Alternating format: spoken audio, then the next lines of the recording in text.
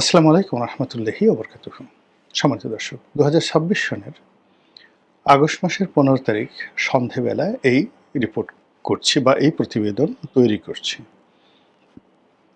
আজকের দিনের মূল যে উল্লেখযোগ্য খবর, সেই উল্লেখযোগ্য খবর অনলাইনে, তারপর সামাজিক মাধ্যমে এবং মূলধারার গণমাধ্যমে।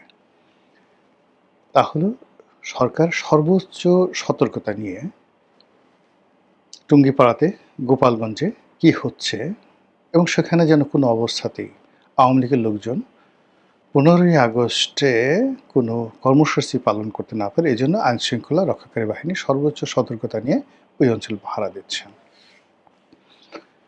এই ঢাকা শহরে আজকে যত কাজকর্ম হয়েছে, কোনো কাজকর্মের কোনো গতি নেই।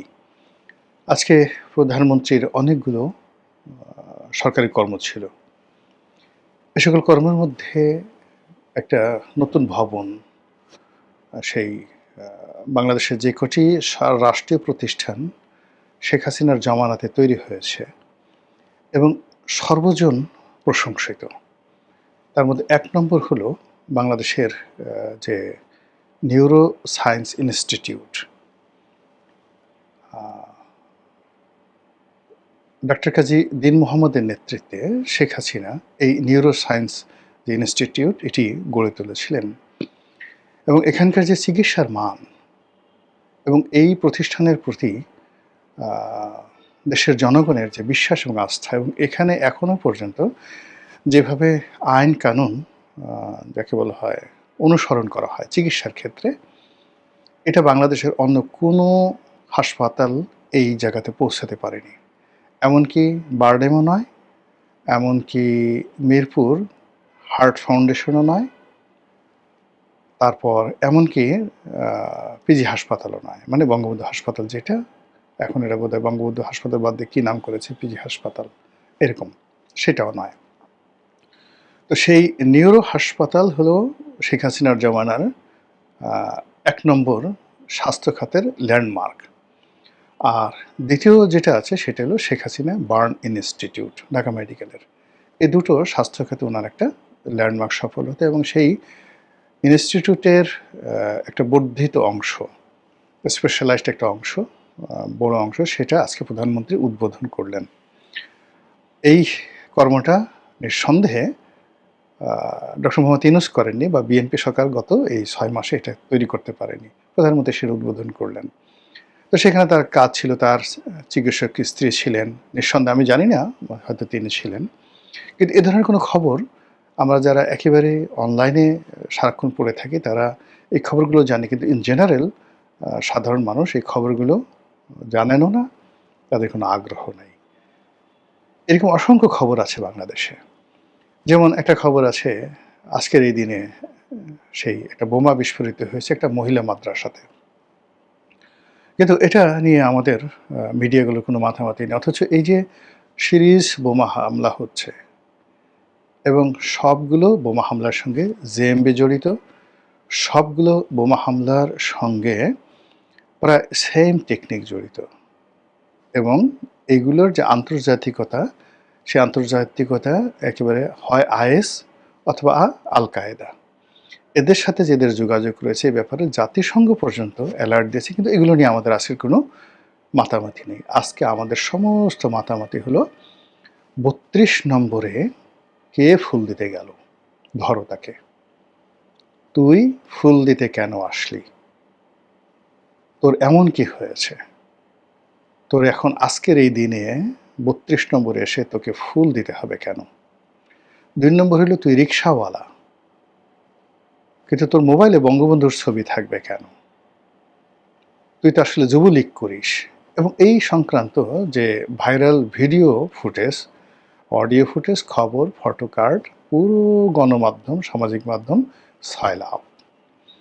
এখানে জুলাই যোদ্ধা নামে এক যুবক, তার সাথে সহযোগী মাত্র ২ জন লোক, তারা মিছিল করছে, পুলিশ তাদেরকে প্রোটেকশন দিচ্ছে, তারা মব করছে, পুলিশ তাদেরকে প্রোটেকশন দিচ্ছে, তারা যা ইচ্ছা তাই করছে, সেখানে যাকে ইচ্ছা তাকে মারছে, যাকে ইচ্ছা তাকে ধাওয়া দিচ্ছে। ৩ জনে মিলে তারপরে তারা সেখানে যে সকল কর্মকাণ্ড করছে, এবং সেই কর্মকাণ্ডের খবরই হলো আজকের দিনের সবচেয়ে বড় খবর।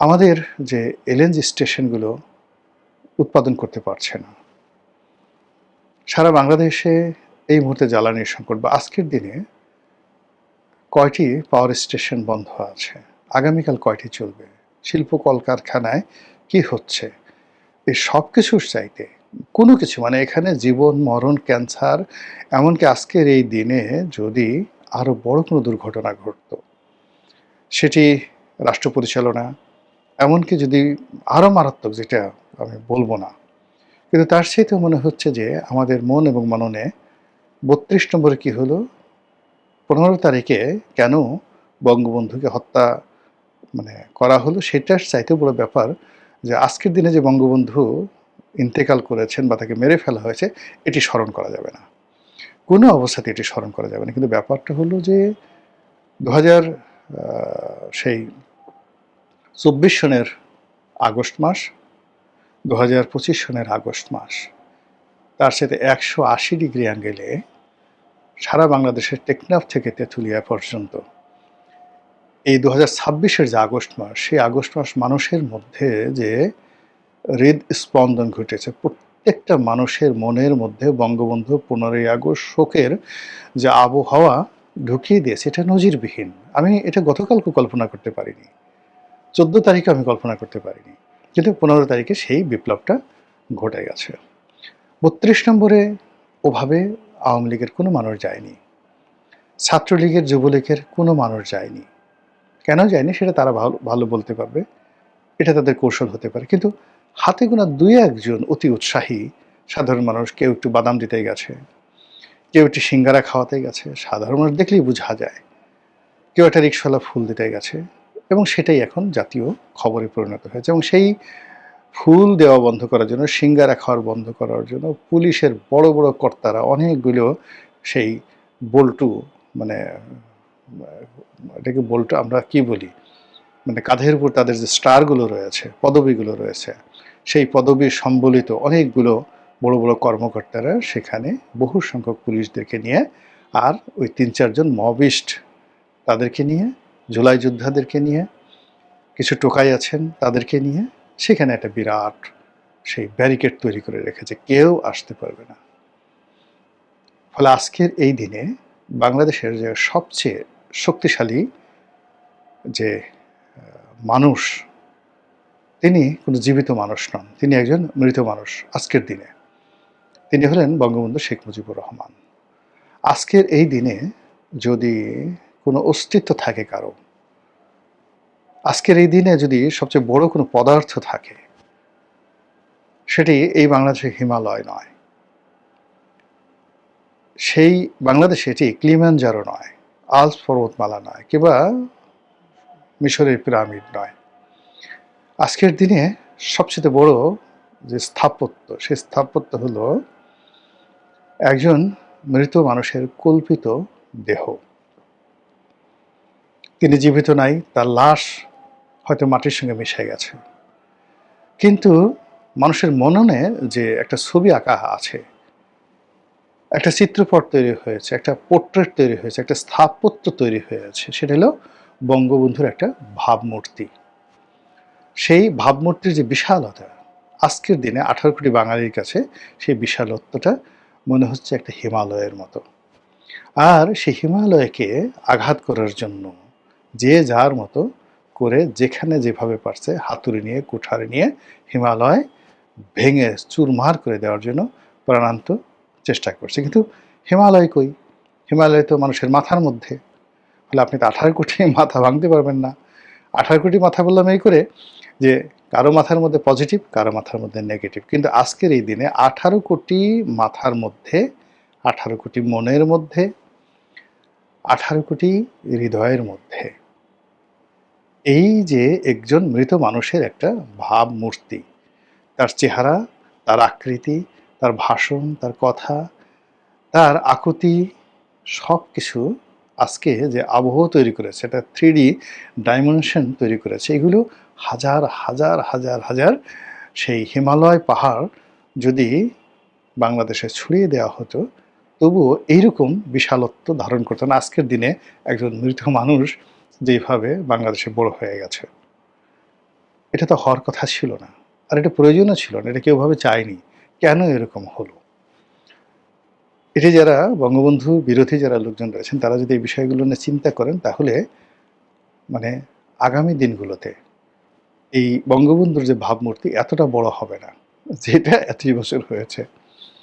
সেকেন্ডলি হলো বঙ্গবন্ধুর যে ৩২ নম্বর বাড়িটি, সেই বাড়িটি ভেঙে চুরমার হয়ে গেছে, এবং কি আছে আমি জানিও না, আমি কখনো ওখানে যাইও নাই। তাও মানে এই আগে গেছি যখন ওখানে শেখ হাসিনা বসবাস করতেন। আর পরবর্তীতে যখন ওটা জাদুঘর হলো, তখন সপরিবারে একবার গিয়ে সেই জাদুঘরটা দেখে আসছি। এই মানে যখন রাজনৈতিক কর্মী ছিলাম, ওই বাড়িতে বঙ্গবন্ধু কন্যা থাকতেন, তখন বহুবার গেছি। ওই বাড়িতে খেয়েছি, তারপরে আড্ডা মেরেছি, ওই বাড়ির সামনে কত সময় কাটিয়েছি। আর জাদুঘর হওয়ার পরে একবার গিয়েছি, আর যাইনি।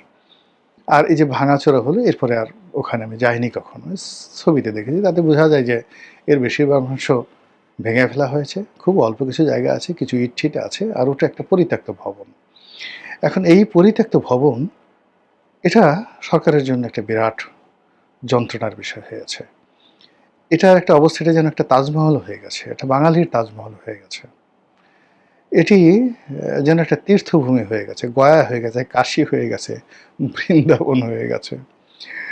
এটা যেন এটাই ত্রিবেণী সঙ্গম হয়ে গেছে, অর্থাৎ গঙ্গা, যমুনা, সরস্বতী, এই তিনটি নদী যেখানে একত্র হয়েছে, সেই নদীকে যে একত্র করার যে জায়গা, এটিকে বলা হয় ত্রিবেণী সঙ্গম। হাজার হাজার মানুষ সেখানে ছুটে যায়, কেন ওখানকার পানি নাকি পবিত্র, ওই পানি খেলে অমরত্ব লাভ করা যায়, রোগবালাই দূর হয়, কল্যাণ হয়, পাপ মুক্তি হয়।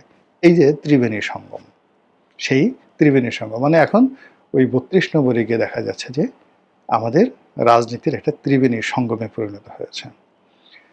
এরপরে তাজমহল গেল, ত্রিবেণীর সঙ্গম গেল। ওটা অনেকের জন্য জম ঘরে পরিণত হয়েছে। ওটাকে দেখলেই অনেকের ভয় লাগে, ওটাকে দেখলে অনেকের আতঙ্ক তৈরি হয়, ওটাকে দেখলে স্মরণ করলে অনেকের ঘুম হারাম হয়ে যায়, মনে হয় ওখানে রাক্ষস আছে, খোক্ষস আছে, ওখান থেকে অশরীরী আত্মাগুলো যে কোনো সময় বের হয়ে এসে আমার গলা টিপে ধরবে। ওখানে আরো অনেক কিছু আছে, ভূত প্রেত চামচিকা অনেক কিছু আছে। মানে ওটা একটা শ্মশান, ওটা একটা মহাশ্মশান, ওটা একটা কবরস্থান, ওটা একটা অভিশপ্ত ভূমি, ওখান থেকে আমার কাছে অনেক কিছু হতে পারে, এইরকম অনেকের কাছে ওটা মানে তাজমহল, কারো কাছে ত্রিবেণী সঙ্গম, আর কারো কাছে ওরকম একটা ভয়ালো একটা অবস্থা হয়ে গেছে। অনেকের কাছে ওটা একটা বারমুদা ট্রায়াঙ্গেল হয়ে গেছে। পৃথিবীতে যেটিকে বলা হয় এমন একটা জায়গা যেখানে গেলে মানুষ হারিয়ে যায়, যেখানে গেলে মানুষ পাগল হয়ে যায়, যেখানে মানুষ মানে পৃথিবীর হেলিকপ্টার যাক, প্লেন যাক, জাহাজ যাক, সব কিছু সাগরে ওটা গিলে ফেলে। আটলান্টিক মহাসাগরে যে বারমুদা ট্রায়াঙ্গেল রয়েছে, ওটা এখন একটা বারমুদা ট্রায়াঙ্গেলে পরিণত হয়ে গেছে। অথবা এটাকে আপনি একটা ব্ল্যাক হোল ধরতে পারেন, মহাকাশের জমিনে যদি ধরেন এটা বারমুদা ট্রায়াঙ্গেল, আর আকাশে হলো ব্ল্যাক হোল, যা পায় ঘ্যাট করে গিলে খেয়ে ফেলে। তদ্রূপ এখন এই যে ৩২ নম্বর একটি ভাঙা বাড়ি, এই ভাঙা বাড়ি এখন মানুষের সমস্ত আকর্ষণের কেন্দ্রবিন্দু হয়ে গেছে। আপনারা দেখেন শেখ হাসিনা যে বাড়িতে বসবাস করতেন, গণভবন, সেখানে জুলাই জাদুঘর করা হয়েছে, মানুষ পাগলের মতো সেখানে যাচ্ছে। আপনার কি মনে হয়, জুলাইকে সমর্থন করে বা ওখানে যে কটা মূর্তি মোস্তফা সরোয়ার ফারুকী বানিয়েছে সেই মূর্তিগুলো দেখানোর জন্য? ওখানে একজন রিক্সাওয়ালা দাঁড়িয়ে সেলুট দিচ্ছে, আর একটা কাঠের মূর্তি তৈরি করছে, ওইগুলো দেখার জন্য লোকজন যাচ্ছে না। ওখানে মানুষ যাচ্ছে, ওই বাড়িতে শেখ হাসিনা ১৭ বছর থেকেছেন, ওটা একটা রাজবাড়ি, ওটা একটা বাংলাদেশের রাজপ্রাসাদ। সেই রাজপ্রাসাদে যেমন আমরা এখন দিল্লি ফোর্টে যাই, যেভাবে আমরা এখন ধরুন আগ্রা দুর্গে যাই, দিল্লির লালকেল্লাতে যাই, ওই যে সুলতান সুলেমানের টপ কাফে প্রাসাদে যাই, উইন্ডসর ক্যাসেলে যাই, এলিসি প্রাসাদে যাই, ওইরকম এখন গণভবন একটা তীর্থ কেন্দ্রে পরিণত হয়ে গেছে। ওখানে কিছু লোক গিয়ে ওই শেখ হাসিনা লাল টেলিফোনে ঠাট্টা করছে, মশকরা করছে, কিন্তু জনতা ওখানে কেন যাচ্ছে, এত বেশি মাত্রায় কেন যাচ্ছে, জাতীয় জাদুঘরের চাইতে কেন ওখানে বেশি যাচ্ছে? এটা এত সহজ হিসাব নয়, এটা এত সহজ সমীকরণ নয়। যেভাবে ভাবছেন সেভাবে নয়। এর পেছনে অনেক মনস্তাত্ত্বিক বিষয় রয়েছে, অনেক দার্শনিক বিষয় রয়েছে, অনেক সমীকরণ রয়েছে, অনেক যোগ বিয়োগ রয়েছে এবং অনেক যোগফল রয়েছে। মহান আল্লাহ আমাদের সবাইকে হেদায়েত দান করুন এবং হেফাজত করুন। আসসালামু আলাইকুম ওয়া রাহমাতুল্লাহি ওয়া বারাকাতুহু।